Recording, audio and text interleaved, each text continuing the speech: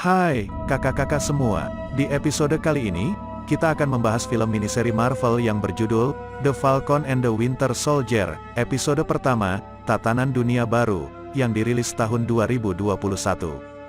Di episode ini, kita akan melihat bagaimana Sam dan Bucky menjalani kehidupannya, setelah perang terakhir melawan Thanos di film Avengers Endgame.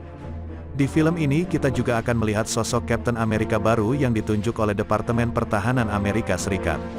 Film ini disutradarai oleh Chris Coughlin, dibintangi oleh Anthony Mackie sebagai Sam Wilson atau Falcon, Sebastian Stan sebagai Bucky Barnes atau Winter Soldier, Denny Ramirez sebagai Joaquin Torres, Don Hadley sebagai James Rhodes atau War Machine, Ade Pero Oduye sebagai Sarah Wilson, Georges Saint-Pierre sebagai Georges Batroc, Erin Kellyman sebagai Carly Morgenthau atau Flex Mesher, dan Yatt Russell sebagai John Walker atau Agen AS. Bagaimanakah cerita selengkapnya? Selamat datang di channel Spoiler Film.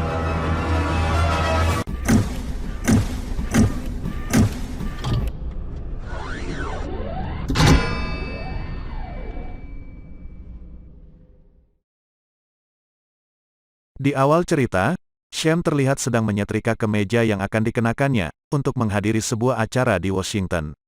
Ketika dia sedang mengenakan jasnya, terlihat sebuah perisai Captain America yang tergeletak di atas tempat tidurnya, yang dulu telah diberikan Captain America kepadanya pada film Avengers Endgame. Pada saat dia memasukkan perisai tersebut ke dalam tasnya, Sam teringat sebuah perkataan Rogers yang menanyakan bagaimana perasaannya ketika memegang perisai tersebut. Sam pun ketika itu menjawab bahwa perisai itu terasa seperti milik orang lain. Di wilayah udara Tunisia dekat perbatasan Libya, Sam mempunyai sebuah misi untuk menyelamatkan seorang pria bernama Kapten Fasan, yang telah diculik oleh organisasi kriminal yang dikenal sebagai LEF. Sam bertugas untuk menyelamatkan Kapten Fasan yang berada di dalam sebuah pesawat, sebelum mereka semua memasuki wilayah Libya, yang wilayah udaranya tidak boleh dilanggar menurut perjanjian kedua belah negara. Sesaat kemudian, Sam terbang menuju ke lokasi yang dimaksud, untuk menjalankan misinya.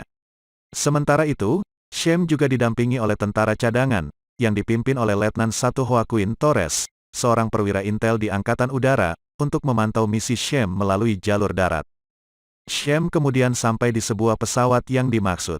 Dia kemudian melihat ke dalam ruang kendali pesawat tersebut, dan menemukan ternyata pilot pesawat telah tewas, dan pesawat tersebut telah diambil alih oleh LEF. Sam lalu memindai ke dalam pesawat menggunakan perangkat kacamata canggih yang dikenakannya, dan melihat Kapten Fasan telah disandra di sana. Ternyata kelompok organisasi kriminal tersebut dipimpin oleh Georges Batroc, musuh lama Sam dan Rogers di film The Winter Soldier. Selanjutnya Sam mengirimkan drone Red Wing, untuk membuka pintu palka pesawat tersebut, dengan menembakkan senjata laser. Ketika pintu telah terbuka, Sam langsung masuk dan bertarung dengan pasukan LEF, yang ada di sana. Saat menghadapi tembakan dari pasukan tersebut, Sam menggunakan sayapnya sebagai perisai untuk melindungi dirinya. Namun peluru tersebut ternyata menyasar mengenai pilot pesawat, sehingga pesawat tersebut kehilangan kendali. Ketika pesawat akan jatuh, Batroc datang dan bertarung dengan Sam. Sam pun tampak kewalahan saat menghadapi Batroc. Ketika Sam lengah, Batroc beserta anak buahnya yang lain melarikan diri dengan menggunakan kostum wingsuit, dan membawa kabur Kapten Fasan.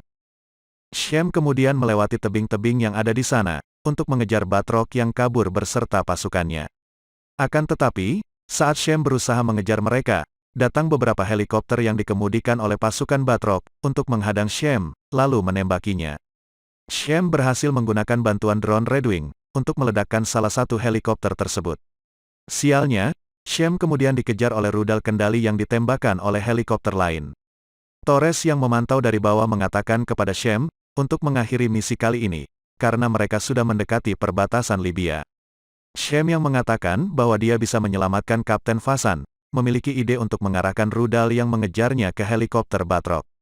Sam yang berhasil mengarahkan rudal tersebut, kemudian menyelamatkan Kapten Fasan, akan tetapi Batroc sempat kabur sebelum helikopter itu meledak. Mereka kemudian menuju ke darat untuk bergabung dengan tentara lainnya. Dan terlihat Torres yang sangat gembira karena misi Sam berhasil dilaksanakan. Beberapa saat kemudian, Sam dan Torres mampir di sebuah kafe kecil di Tunisia.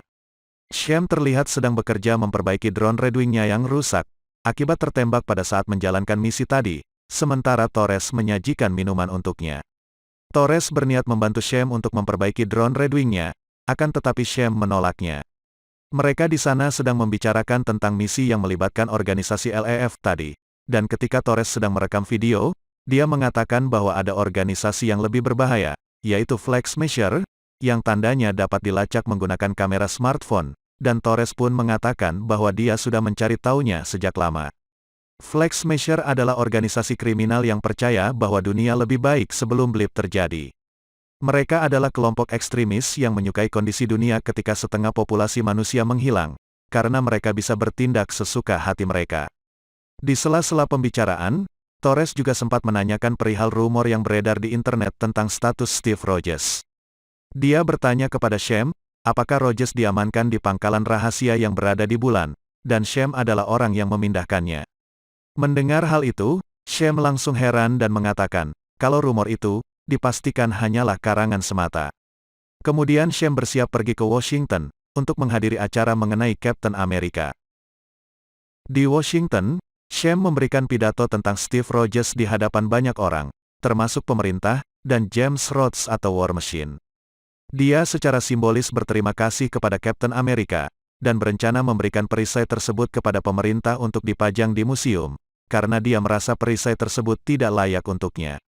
Menurut Sham, sebuah simbol tidak berarti apa-apa, tanpa ada figur kuat di belakang simbol tersebut. Dan di film ini, ditegaskan bahwa Steve Rogers telah meninggal dunia. Perisai itu akan dipajang di Museum Smithsonian Institution, agar semua orang dapat melihat kenangan dari sosok Captain America.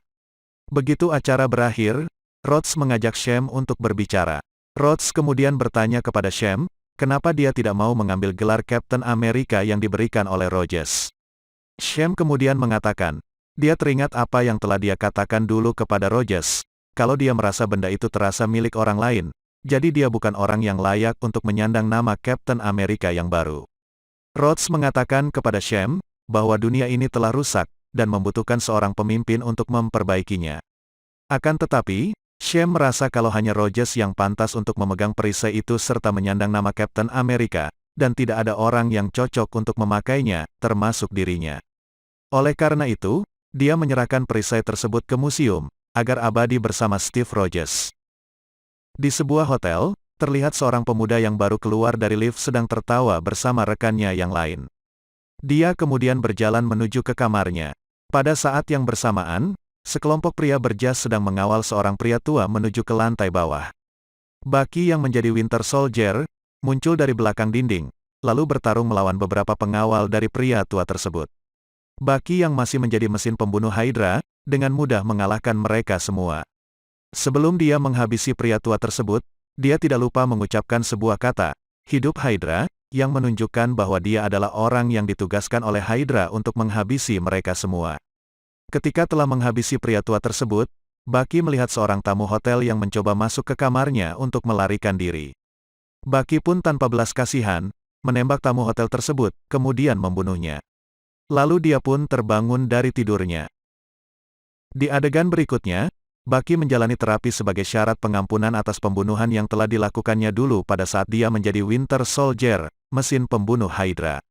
Psikiater tersebut mengingatkan kepada Bucky, bahwa dia sekarang adalah warga sipil, dan harus mengikuti terapi sesuai aturan pemerintah, agar pemerintah tahu, bahwa dia tidak akan mengulangi perbuatannya seperti dahulu.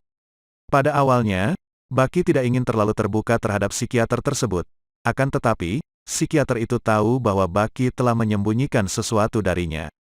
Bucky akhirnya mengakui, bahwa setelah dibebaskan oleh pemerintah, dia masih berbuat sesuatu di luar sana, untuk menebus kesalahannya di masa lalu. Namun, di sini Bucky memiliki tujuan untuk menyingkirkan orang-orang yang menjadi anggota Hydra. Salah satunya adalah Senator Atwood, dia adalah anggota Hydra yang duduk di dalam pemerintahan. Akan tetapi, dia menyalahgunakan kekuasaannya tersebut untuk kepentingan Hydra. Dan Bucky pun diperingatkan oleh psikiater tersebut untuk mengikuti 3 aturan, dan 3 aturan tersebut adalah, Bucky tidak boleh melakukan tindakan ilegal, tidak boleh menyakiti korbannya, dan tidak melakukan pembalasan terhadap apa yang telah dilakukannya pada masa lalu.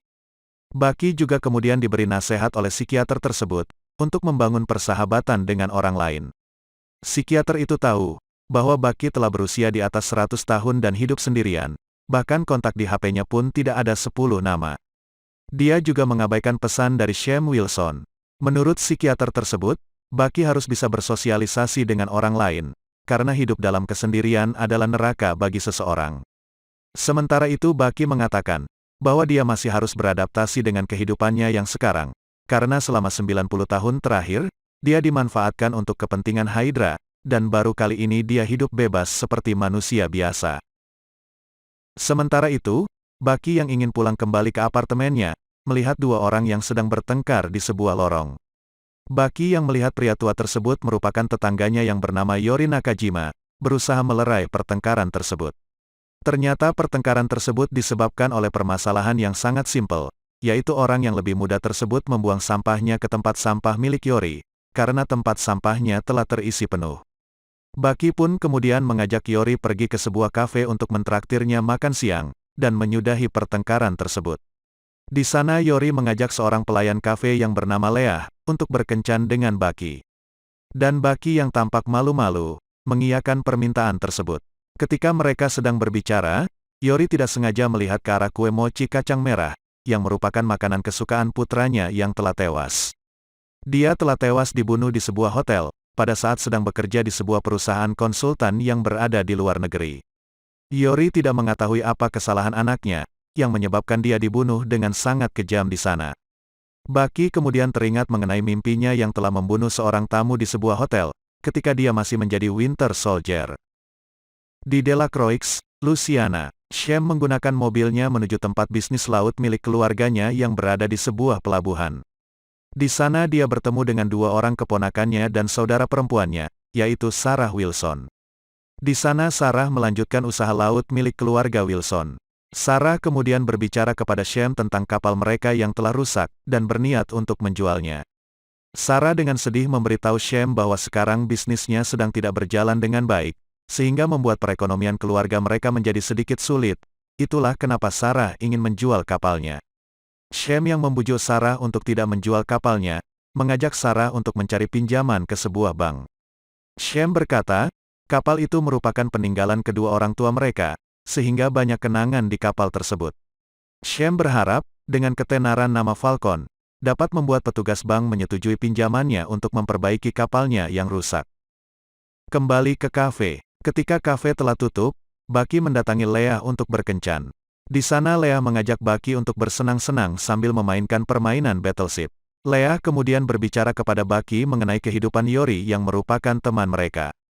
Leah mengatakan, semenjak kematian putranya, Yori tampak sangat terpukul dan terus bersedih, serta terkadang menjadi sangat emosional. Bucky yang mendengar cerita Leah tersebut, tiba-tiba pergi dan berencana menemui Yori. Pada saat dia mengunjungi Yori, dia sangat terkejut ternyata putra Yori yang tewas adalah orang yang telah ditembak Bucky, ketika dia masih menjadi Winter Soldier. Bucky yang ingin memberitahu Yori bahwa dia yang telah membunuh putranya tersebut tampak ragu-ragu, dan hanya mengembalikan uang yang dibayarkan Yori ketika makan siang tadi. Dan Bucky menyadari bahwa nama Nakashima yang dilingkari dalam bukunya tersebut adalah putra dari Yori Nakashima. Di adegan lain, Sam terlihat sedang membantu Sarah menyiapkan makanan yang akan diberikan kepada petugas bank di sana, sebagai promosi bisnis mereka sementara. Dengan harapan, pihak bank tersebut dapat memberikan bantuan pinjaman kepada mereka. Di Swiss, Torres terlihat sedang melacak lokasi flex measure menggunakan smartphone-nya. Di sana Torres menyalakan video dari ponselnya yang lain, untuk merekam semua kejadian yang terjadi di sana, dan menyembunyikannya di dalam kantong jaketnya. Kemudian terlihat seseorang yang sedang membagikan topeng ke semua anggota flex measure, termasuk Torres yang sedang menyamar. Beberapa saat kemudian ketika alarm berbunyi, seseorang melompat dari atas bangunan sebuah bank, dan membawa dua buah tas besar yang berisi uang hasil curian. Banyaknya orang-orang yang memakai topeng yang sama di sana, membuat para polisi kebingungan menangkap orang tersebut. Torres kemudian membuka topengnya, dan menodongkan pistol ke arah pria tersebut. Namun dengan mudah, orang tersebut dapat mengalahkan Torres, dan Torres pun tidak sadarkan diri. Kembali ke adegan Sam dan Sarah. Mereka terlihat sedang duduk di sebuah bank, di mana petugas bank tersebut ternyata mengenali Sam, dan petugas itu pun kemudian mengajak Sam untuk berselfie. Setelah petugas bank tersebut melihat proposal pengajuan pinjaman dari Sarah, dia mengatakan bahwa dia tidak bisa memberikan Sham dan Sarah pinjaman, karena usaha dari Sarah tidak produktif selama 5 tahun terakhir. Dia sangat menyesal karena tidak dapat membantu Sham. Sarah dan Sham pun akhirnya keluar dari bank tersebut, dan mereka pun terlihat sedang berdebat saat kembali menuju ke mobil Sham. Di pelabuhan, Sham terlihat sedang berusaha memperbaiki kapalnya yang rusak. Akan tetapi, usahanya tersebut tampaknya tidak berhasil. Di sana dia melihat foto-foto seluruh keluarganya yang dipajang di kapal tersebut, dan foto masa kecilnya ketika Sham dan Sarah masih anak-anak. Tiba-tiba, Torres menghubungi Sham lewat sebuah pesan untuk mencari saluran yang aman, dan segera menghubunginya. Torres kemudian memberikan informasi mengenai sindikat kriminal yang bernama Flex Smasher, yang baru saja mencuri uang di sebuah bank, serta menunjukkan video hasil rekaman Torres yang menunjukkan pemimpinnya. Sham bertanya kepada Torres, apakah ada hal lain lagi yang terjadi selain apa yang ada di dalam rekaman video tersebut. Torres mengatakan bahwa dia tidak tahu apa-apa lagi, karena setelah itu dia tidak sadarkan diri. Sham kemudian mengatakan kepada Torres, untuk tetap diam sampai dia tahu siapa mereka sebenarnya, karena pemimpin mereka ternyata memiliki kekuatan yang sangat kuat. Belum selesai Sham menonton video rekaman tersebut, dia dikejutkan oleh Sarah yang menyalakan berita di sebuah siaran TV. Di mana pemerintah mengadakan pengumuman yang diwakili oleh Menteri Pertahanan, yang menyatakan bahwa mereka sekarang mempunyai seorang pahlawan baru Amerika. Dia kemudian memperkenalkan Kapten Amerika yang baru, lengkap dengan perisai milik Steve Rogers, dan episode pertama pun berakhir. Akhirnya telah berakhir spoiler film yang berjudul The Falcon and the Winter Soldier, episode pertama, Tatanan Dunia Baru. Terima kasih kakak-kakak semua yang telah menyaksikan episode ini. Terus saksikan episode-episode berikutnya dengan cara subscribe YouTube channel ini, dan dapatkan selalu update alur cerita film yang baru. Jangan lupa like dan komen video ini kalau kakak semua menyukainya. Dan, sampai jumpa di episode berikutnya.